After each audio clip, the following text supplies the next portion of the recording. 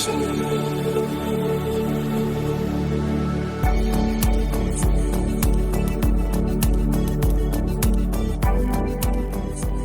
to the Climate and Coordination RCAST, where every week we'll be discussing topics related to all things climate change and RChain's role in the solution.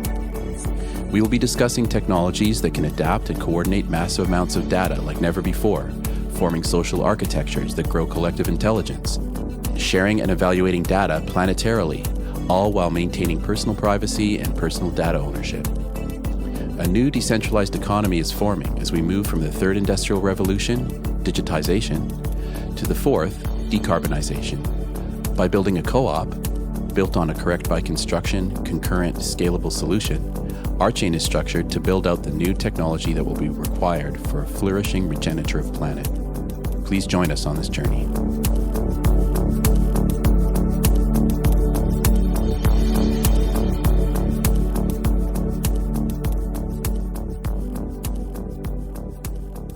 Okay, welcome to this week's Climate and Coordination RCAST. We have lots to talk about. The first thing that I think is probably the most important and relevant is the new IPCC report, which just came out a few days ago. If anybody wants to read the report, they can go to ipcc.ch, and the report you're looking for is number 6. Which is basically their 6th assessment report. They've done a few of these in the past. This is the 6th one. And I just wanted to, it's almost 4,000 pages long, so it's quite extensive. Although any person can, obviously read it if you want to take a few days or weeks to read it. But there are a lot of takeaways. They've organized the information really clearly into sort of mini headlines, and so anybody can learn a lot from it just by reading for a few minutes. You don't really have to read all 4,000 pages, but I'm going to try to read most of it on my own personal time, but it'll probably take a while. So I'm just going to read a little bit from this report from The Atlantic, which basically sort of summarized some of the key findings. And I read for about an hour. I was reading just as much as I could from the report, and I did learn quite a few new things, which was fascinating. And I think it's really important that people read this report, because the more you read, the more you learn. And it just also, I think, really helps people to be more prepared for the future if they really have a grasp of what's going on. I still think there's a huge portion of the population, especially in America, that understands that climate is real, but really has no interest or emotional fortitude to really dig into what's happening.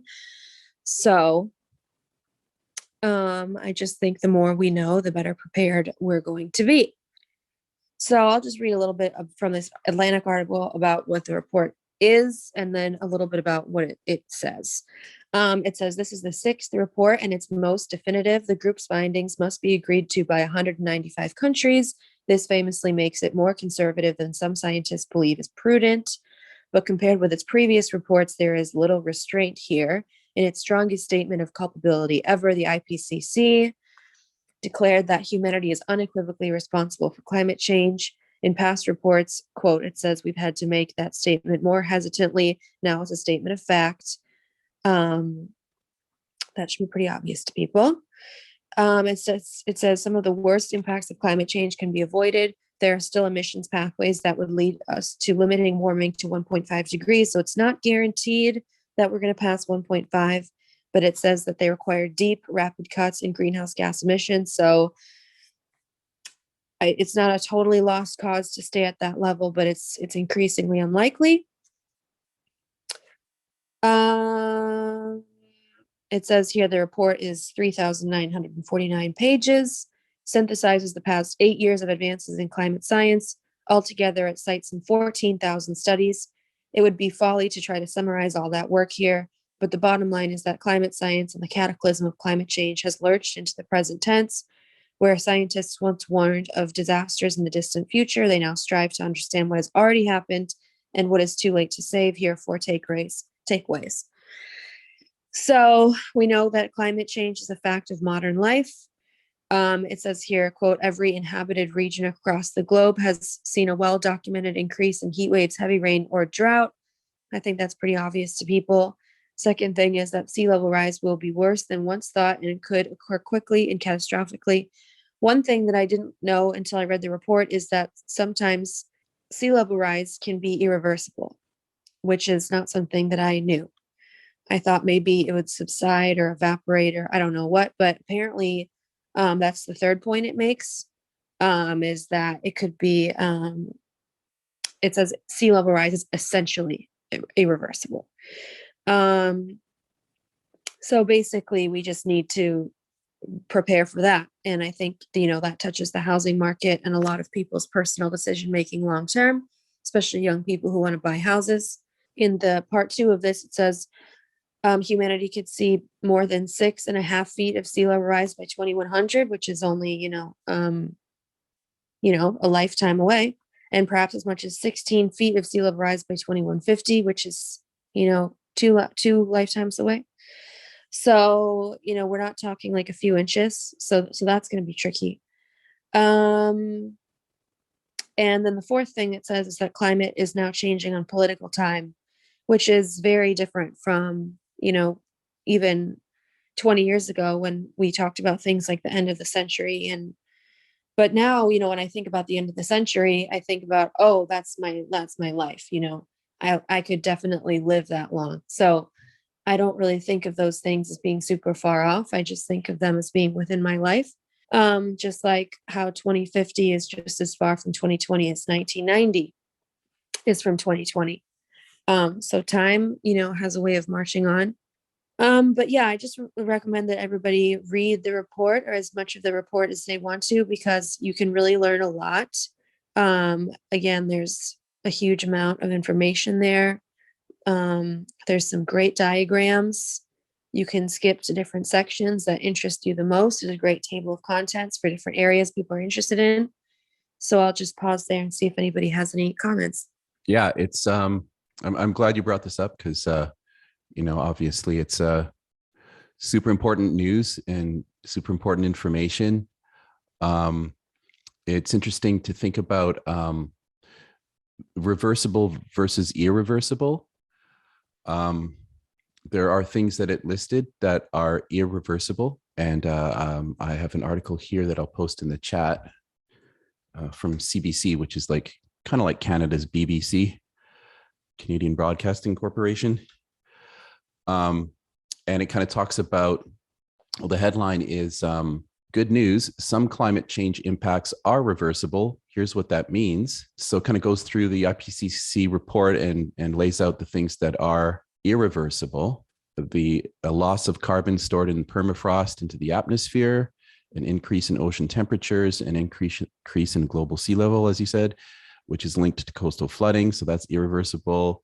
And then some changes that are expected to be irreversible on a longer time scale. There's the melting of the Greenland ice sheet, the melting of the West Antarctic ice sheet, acidification and loss of oxygen in the deeper parts of the ocean. But then it gets into, so it basically goes, okay, well, if these are irreversible, then that must mean there's some that are reversible. So then it goes into the ones that are reversible. And so it points out that if we can extract CO2 from the atmosphere, that does have potential to draw temperatures down from that peak level. So there's some hope in carbon capture and any kind of, capturing or extracting of CO2 and burying it.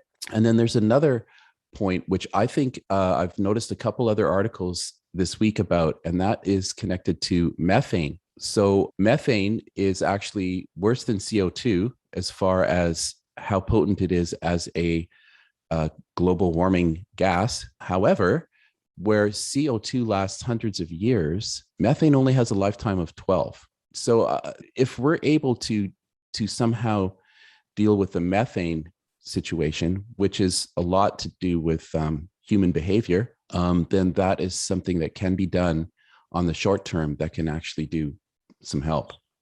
Mm-hmm. Yeah, methane can trap more heat than CO2, right? Like way, way more. Yeah, apparently quite a bit more.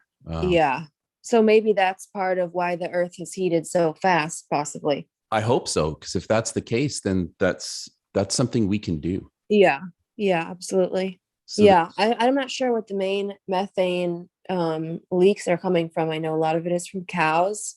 I know some of it is from thawing permafrost in the Arctic, but yeah. I don't really know about other sources of methane.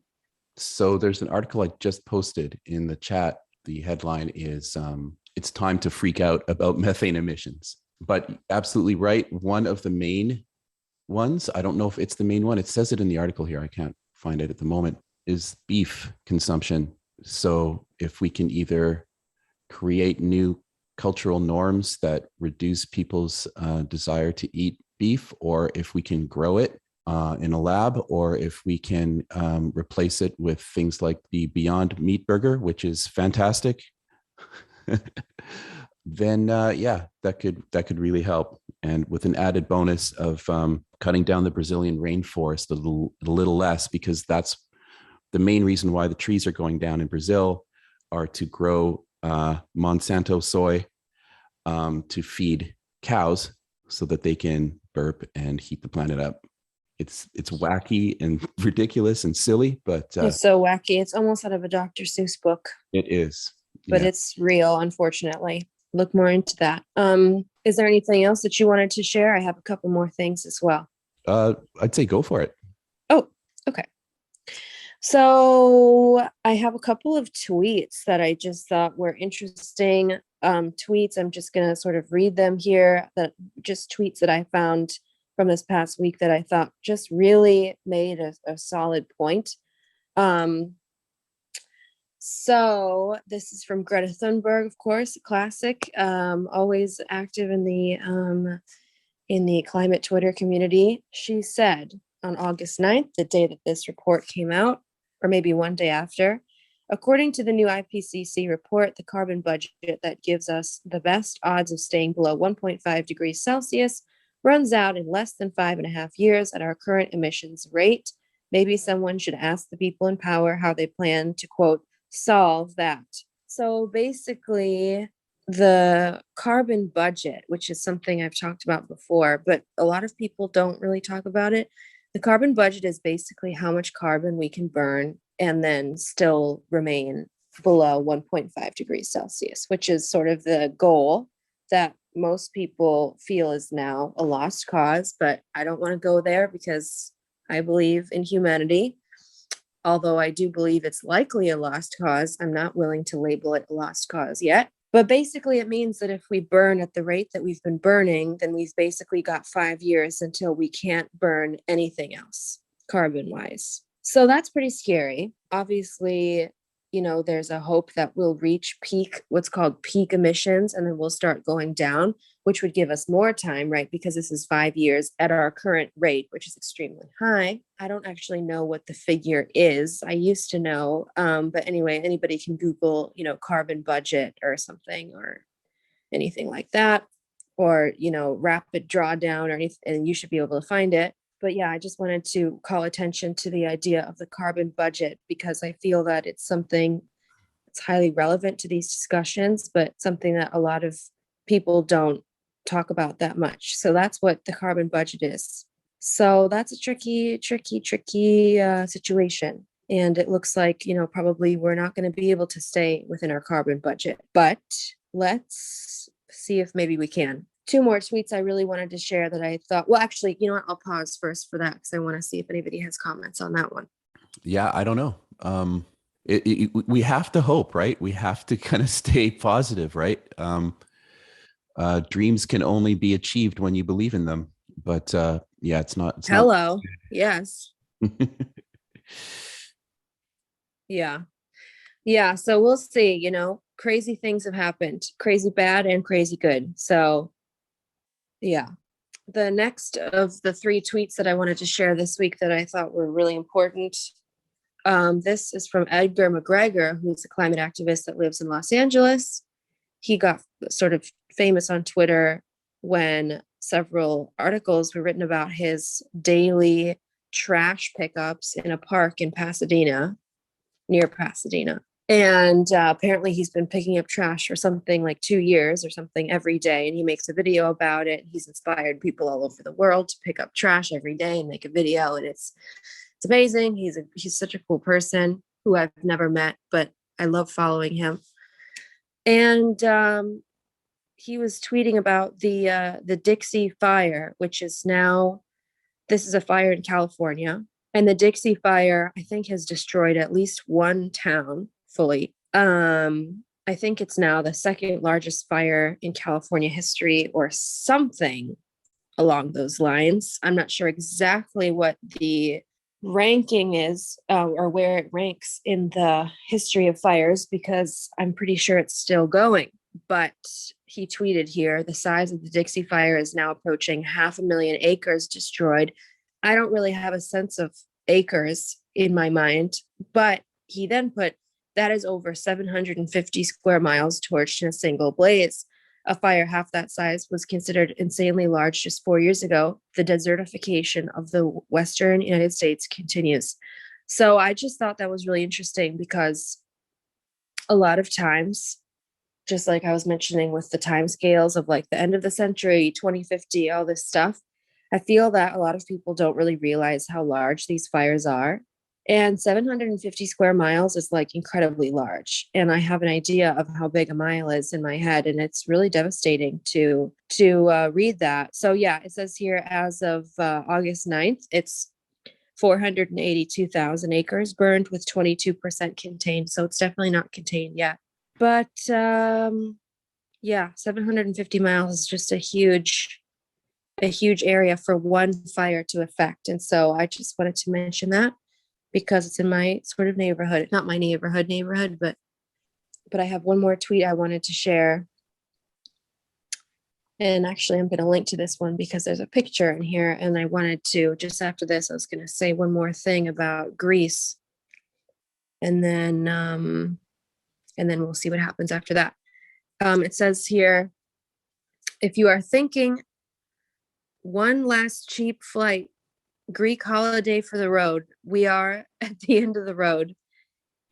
I think this is sort of a joke, saying, oh, do you want to get away and come to Greece on a last ditch effort to get in your last summer vacation? And sort of saying this is the end of it. And it shows a bunch of people in horrible wildfire smoke that are in the water, I guess, either rinsing their faces or cooling off. I'm not sure exactly what they're doing, but for some reason they are in the water, and the sky looks this kind of brownish gray, this color that is very hard to explain, but once you've seen it, you know it. And I just thought it was a really powerful tweet. And I just think it's oh, and the tweet is by this woman called Rosalind Readhead, who's an environmental campaigner. But it's just really, yeah, it's shocking. Like, I think about going to Greece all the time. I've always wanted to go to Greece, and I really worry about the fires there as well. So the one last story I wanted to share, I'll just put in the chat now. And this really circles back to this weeks-long conversation we've had about heritage and culture. And now we're talking about areas around Athens that are on fire. Athens is obviously home to some of the most important monuments to humanity. I mean, like, Greek mythology is based on a lot of these places. And I just feel, like we said last week, I feel, like, yeah, this is not the most important thing. Like, we need to secure our water supply. We need to secure internet. We need to secure, farming land, things like that more. But it says as of the 9th, this is from National Geographic, there are at least 56 active fire fronts as of last week on Friday. And it just really, I mean, if anybody has seen the photos from Greece, it's absolutely insane. People have been trying to rescue, people who are on vacation or just near the coast by boat. So they've been able to rescue hundreds of people from, I guess, certain death. But it just really is scary to see that if you look at pictures of Athens and the Acropolis and all this stuff, the fires are only 20 miles away and there's smoke all over through Athens. And if we know in California, a single fire can burn 750 miles, 20 miles is not much. And, I just think about like Greek civilization. I mean, this is like one of the great civilizations of humankind, and all these amazing archaeological sites and just all the work that's been, just all the human labor. A lot of it was slave labor to create these places, but then also over the thousands of years to preserve these places. And anyway, I just wanted to bear witness to it and mention it because it makes me really just kind of nervous and sad. And I hope I get to visit there before it burns, but it makes me nervous to see photos of, Athens covered in a sheet of smoke. So I'll pause there again. Yeah, that image is it's the smoke in that image is pretty close to what the smoke has been here in Kelowna. So I can really relate.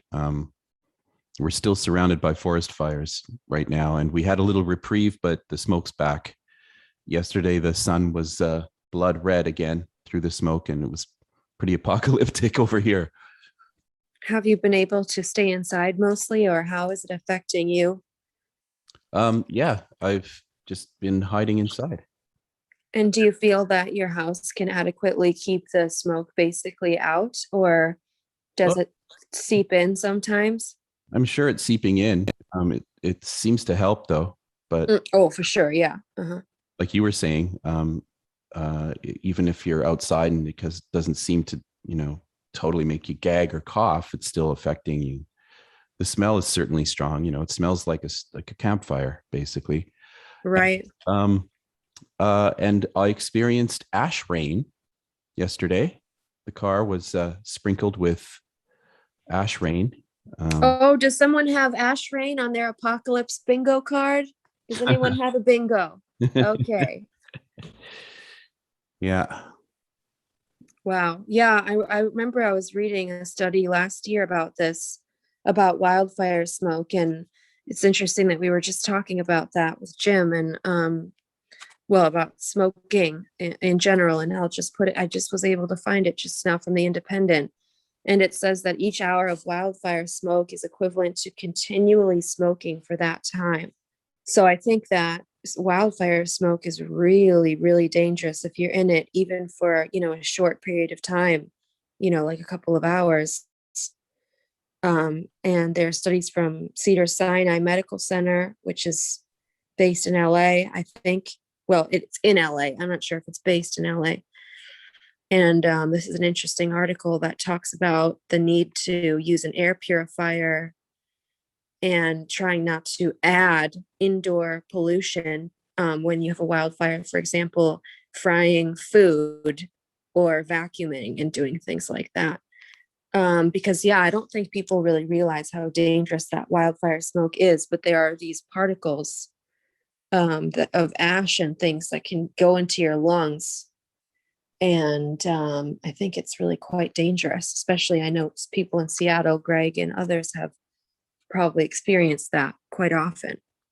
Yeah, it gets I think the summer of 2018 was the worst I've seen it, where just walking around the block I was completely out of breath because I couldn't get any decent oxygen. It was horrible. This year has been a little better, but it's still pretty smoky right now. It's not clear skies by any means.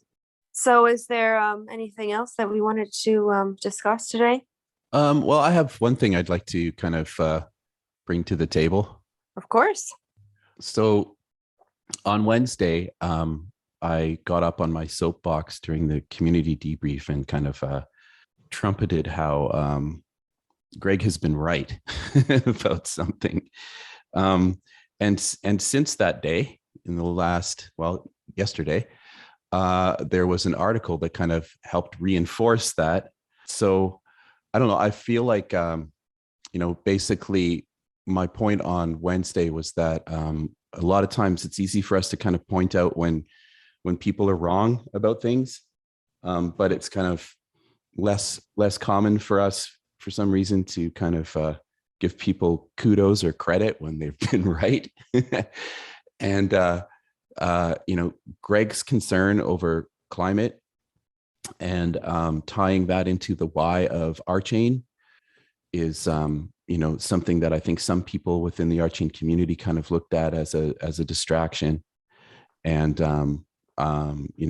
we now, I think, can confidently say that, he was right all along, even if you look at it from the cold angle of a business and business decisions, it was the right thing to do. I think our only flaw or fault right now is that we didn't get out in front of the press about, RChain's role in highlighting climate as a serious problem.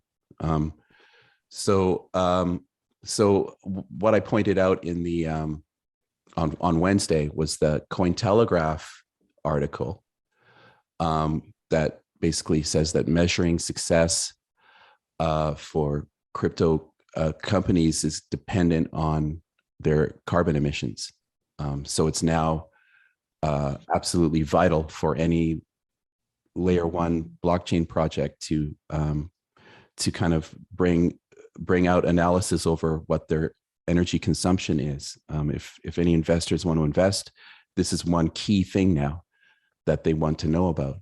So yesterday, I found out about this investment fund called Lowercarbon Capital, and they've raised $800 million to, quote, keep unfucking the planet. So if you go to their website, it says Lowercarbon Capital backs kick-ass companies that make real money, slashing CO2 emissions, sucking carbon out of the sky, and buying us time to unfuck the planet. So there's another potential investment firm that we can add to our bookmarks to potentially approach. That's great news. Thank you. I mean, at the end of the day, it doesn't matter. I really appreciate you saying those things, but I'm not concerned about being right. I'm just concerned about the fact that there are going to be so many people who are suffering, and the people who are suffering will not be the people who caused the problem. The vast majority of the people who are suffering, around the world will be people who live so close to the margins that their carbon footprint is, negligible, and they're going to bear the brunt of the consequences of the way we've behaved on the planet, and that doesn't sit well with me. And at the same time, I need to make sure that my children have tools to be able to respond to the changing environment, that there's something there for them to use to potentially make a better life on planet Earth. So those are my motivations, and I think that if you work like that, then it will ultimately line up with business interests, because people will go where there's actual value. And so building something that's valuable to the next generation to be able to coordinate themselves, I think ultimately people begin to recognize that no matter what. It just takes a while.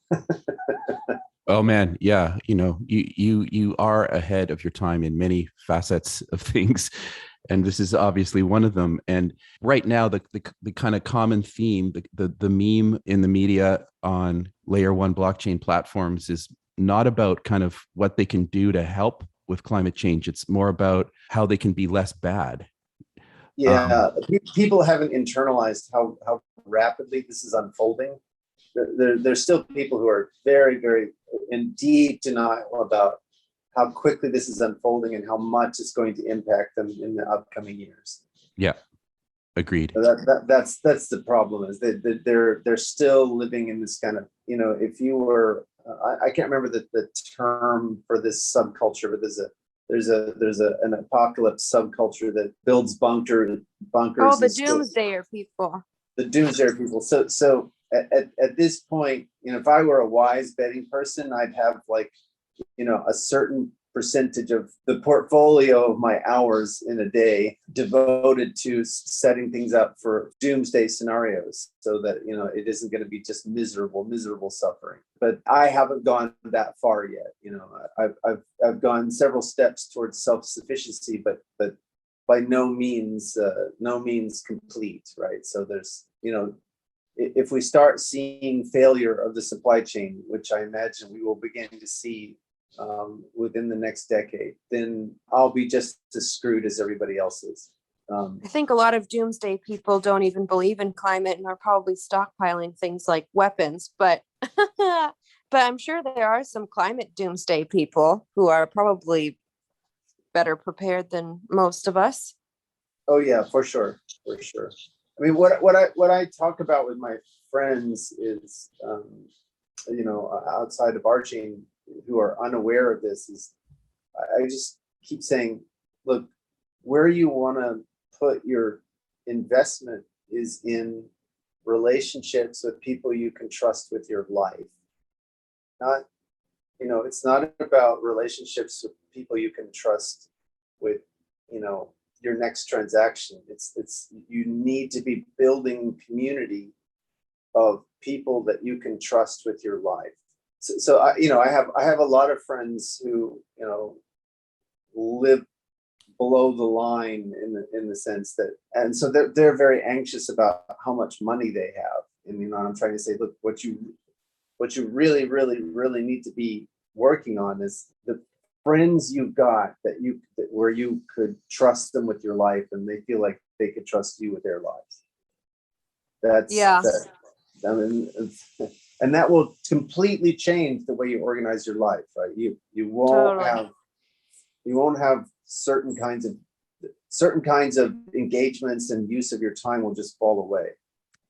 Yeah, I'm so glad you brought that up, because in 2017, at a different house I was living at, we housed some people, some friends that, you know, had to evacuate their house, and luckily it didn't burn down, but, you know, they were living with us for a while, and that was great that we were able to do that for them. But in my newest blog, What You Need to Know About the Climate Crisis, I was talking a little bit about that, like how it's so important for everybody to have a plan of like where they're going to go and how you're going to pay for it. And do those people know you're coming? And can you make plans with people in case of X, Y, and Z? And I completely agree that those kind of plans and relationships are really going to be probably the most important thing.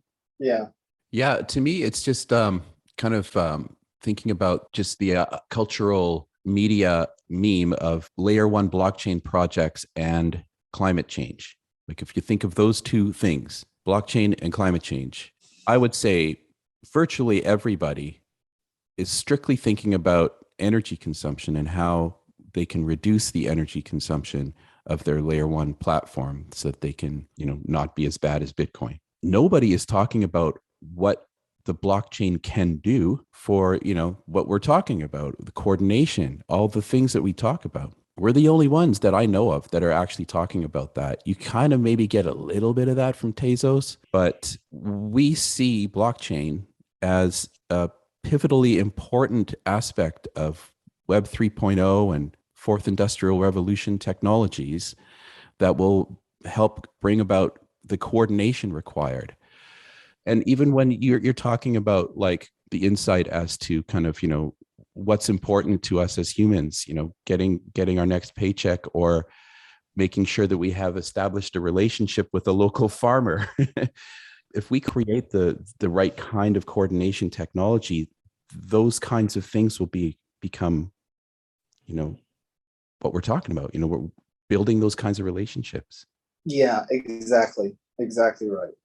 And in fact, this is what I've been trying to do with RChain. As much as build out the technology, I've been trying to build, you know, I've seen sort of the boom and bust cycles of the market as a way to test the RChain community. So I've been trying to build a community that understands, right, and has a kind of a built-in culture of acceptance and inclusion, and, you know, the skills that it takes to survive much more difficult challenges. Yeah, you're here. I mean, I'm continually proud of how international we are. I think about that like many times a week about how cool it is when I'm on a Zoom call and there's somebody in France and there's somebody in China and there's somebody in the US and I'm up in Canada and it's just like in England. It's so cool. And, I think that is a really, really key important part of RChain is our internationalness. Yes, exactly.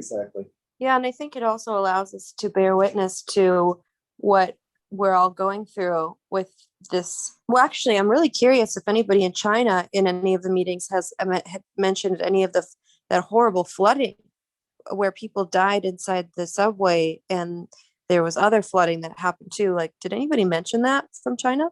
Yeah, Shootsies mentioned it. Uh-huh. I mean, I know China is a huge place, and I have to admit, I don't know exactly where it was. So, obviously not everybody is going to be in that area, but yeah, I was just curious if they mentioned that stuff. I think that international aspect is a big advantage for organizations to have because they can really have a clearer picture of what's going on around the world, Yeah, it's vital. Mm-hmm. Yeah, absolutely. So, is there anything else you want to discuss or should we end slightly early for today? I think we can end early. Fantastic. Well, thank you all for a great conversation, and make sure you're subscribed to RChain on YouTube and following RChain on Twitter. And we'll see you on the next one. Thank you all so much. Thank you. Thanks. Ciao, ciao. Bye, everybody.